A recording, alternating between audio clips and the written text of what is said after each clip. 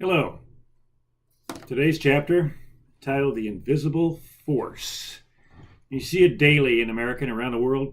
You get these ballparks or these basketball courts or whatever the venue is. Tons of parents there. They're on edge.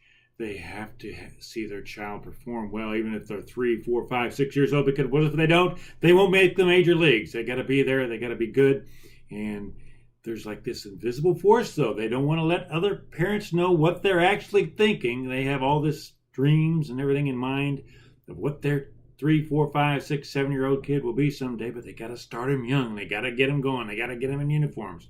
No matter how unhappy they are or how awkward it is for the kids or how much they don't want to be there, this is the place for them to be. And the parents drive there. They walk to the field. They park their cars. You got blocks of cars, SUVs parked here watching 3, 4, 5, 6-year-old kids playing Little League T-ball or whatever the game is. It could be basketball or whatever the sport is, wrestling or little football where their helmets are as big as they are.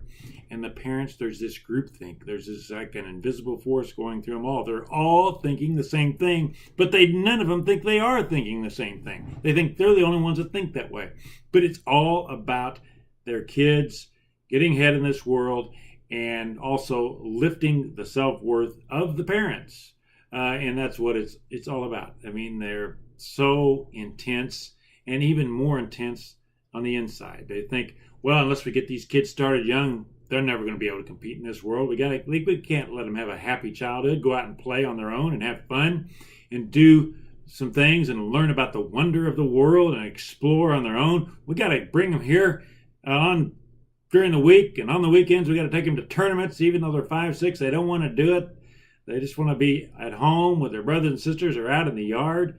I saw the other day the amount of time kids spend outside these days in free play is it's a very small percentage of the time now, which is ridiculous. And like I say, this is just a force that seems to go through society. They got to get these kids started young, whatever they do, or they got to get them being in these beauty pageants young. And it's all largely about the parents. And you can read about this in my book, Carrying Lawn Chairs, Mark Robertson. And you can get it on Amazon. It's a little less than $10, or you can get the electronic version for $2.99, Kindle or whatever.